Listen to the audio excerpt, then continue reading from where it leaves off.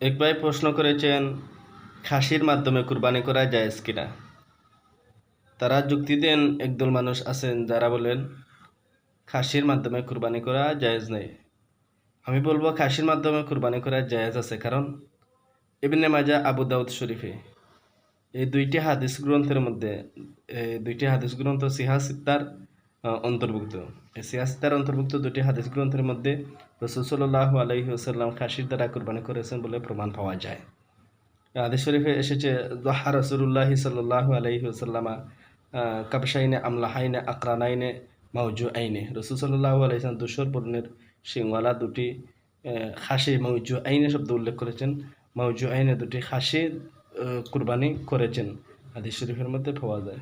তবে কিছু কিছু ভাইয়েরা বলে খাসি যেহেতু এটা জন্মগতভাবে কাশি থাকে না, এটাকে তার পুরুষাঙ্গ, তার তার যৌবন শক্তি হনন করার মাধ্যমে এটাকে খাসি বানানো হয়, কাজে এটাকে তারা একটা কুত মনে করেন, কুত মনে করে, দোষ মনে করে, দোষের মাধ্যমে, দোষযুক্ত প্রাণীর মাধ্যমে কুরবানি হয় না বলে একদল মানুষ, আমি নামটাও বলে ফেলি, আকবর আলী রেজভী, বাংলাদেশের নেত্রকোনা পীর সাহেব সুন্নুস টাইপের আলিম।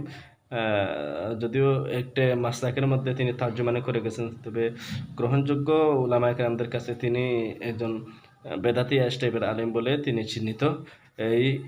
এই চিহ্নিত মহলের একজন আলেম আকবর আলী রেজভী বলেছিলেন, এই কাশির মাধ্যমে উনি বলেছিলেন এবং লিখিত ফতোয়া দিয়েছিলেন কাশির মাধ্যমে কুরবানি করা জায়েজ নেই। যাই হোক, তিনি যুক্তি দিলে হবে না, তো যুক্তি নিয়ে মুক্তি নেই, কারণ রসুল সাল্লাল্লাহু আলাইহি ওয়াসাল্লাম যেহেতু বলেছেন কাশির মাধ্যমে কুরবানি করা জায়েজ, এবং কি রসুল নিজেও কাশির মাধ্যমে কুরবানি করেছে, সুতরাং আমাদের করতে তো আর সমস্যা নেই। আকবর আলী রেজভী বললেও কি না বললেই কি, রসুল যেহেতু করেছেন আমরা করলে কোনো সমস্যা নেই। এই জন্য আমি বলবো, আমরা বলবো হাদিসের আলোকে যে কথাটা প্রমাণ হয় কাশির মাধ্যমে কুরবানি করা যায়, এটাই কথা, এবং একতাই একতার উপরেই সিদ্ধান্ত। তাছাড়া আপনারা যদি দেখেন হানাফি ব্যাখ্যা, হানাফির ফতুয়া আইনশাস্ত্র, এই ফতুয়া স্বামীর মধ্যে উল্লেখ করেছে, ফাইন্না লাহমাহা আলাজু, কাশির গুস্ত হচ্ছে সুস্বাদু, অধিক খেতে এটা এটা খুব রুচিকর, খেতে খুব ভালো লাগে, সুস্বাদু করে একটি গুস্ত হচ্ছে খাসির গুস্ত। কারণ তার শরীর থেকে যে সমস্ত মর্দমী শক্তি থাকে, এটা তো বের হয়ে যায় না, এর মাধ্যমে তো শরীরের হৃষ্টপুষ্টতা তৈরি হয়, এমনকি শরীরের মধ্যে তার একটা গরমাইমূলক একটি অবস্থা থাকে, কাজেই তার গোস্তটা মজা হয়, যুক্তিযুক্ত, এমনকি এটাই কিতাবের মধ্যে উল্লেখ করা হয়েছে। এখন যদি আপনি বলেন কাশির এটা এই কাশি করার মাধ্যমে এটা তো দোষ হয়ে গেছে, ভাই দেখেন দোষ কাকে বলে, যেমন পা ভেঙে গেছে, শিং উপড়ে গেছে, মাঝখানে বা ভাঙে নাই, উপড়ে গেছে, এটা হচ্ছে দোষ, যার কারণে ব্যবসায়ী যারা আছেন, ক্রেতা যারা আছেন, বাজার মূল্য কমে যায়, যে দোষের কারণে, এমন দোষকে দোষ বলা হয়েছে। কিন্তু কাশি করার কারণে কি এটার কি দোষ, এই দোষকে কি দোষ মনে করা, কাশি করার কারণে কি এটাকে কাশিকে দোষ মনে করা হয়? এটাকে কি বাজারে নিলে কি কম হয় যে এটা তো কাশি করা হয়েছে দাম কম, বরঞ্চ কাশি যেটা এটার আরো দাম বেশি হয়। সুতরাং এটা তো দোষের কিছু না, এটা বরঞ্চ আরো এটা তার প্রশংসনীয় একটা ব্যাপার হচ্ছে কাশি করা। সুতরাং কাশি করা জিনিসটা তো বাজারে তো বা ক্রেতাদের কাছে বা ব্যবসায়ীদের কাছে দোষ হিসাবে তো গণ্য না, এটা হচ্ছে আবার কাশি করার কারণে তার বরঞ্চ আবার তার দাম বাড়ে। সুতরাং এটাকে দোষ বলে আউড়িয়ে দিয়ে আপনি করা, এটাকে না করতে পারেন না, ওরা কথা বলে দিলেই হবে না। তাছাড়া বলতেছেন আপনারা এটা দোষ, ভিতরেরটা দেখার প্রয়োজন নাই।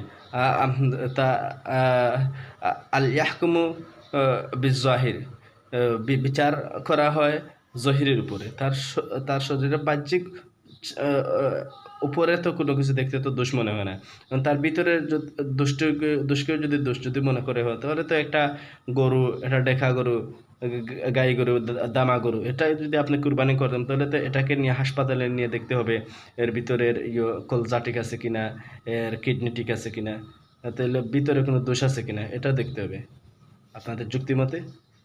মূলত এটা দেখার বিষয় না, এটা দেখা হয় না, বাহির ঠিক সব ঠিক, হাঁটতে পারে, চলতে পারে, খেতে পারে, সবল শক্তি আছে, তাহলে সমস্যা নেই। আচ্ছা, যাই হোক, মূল মূল কথা হলো এই কাশি দ্বারা কুরবানি করা, এটা গরু হোক, ছাগল হোক, মহিষ হোক, এই কাশির মাধ্যমে কোনো প্রাণী যদি কাশি করা হয়, তাহলে এটা করা জায়েজ আছে। তবে আকবর আলী রেজভী সাহেব এখানে একটি মোটা দাগের ভুল করেছেন। তিনি হাদিস দ্বারা প্রমাণ করতে চেয়েছেন কাশি এটা কাশি করা হারাম। না, কাশি করা হারাম এটা হচ্ছে মানুষের জন্য। কোনো মানুষ মানুষে কাশি করতে পারবে না, কোনো মানুষ মানে খুশি হতে পারবে না।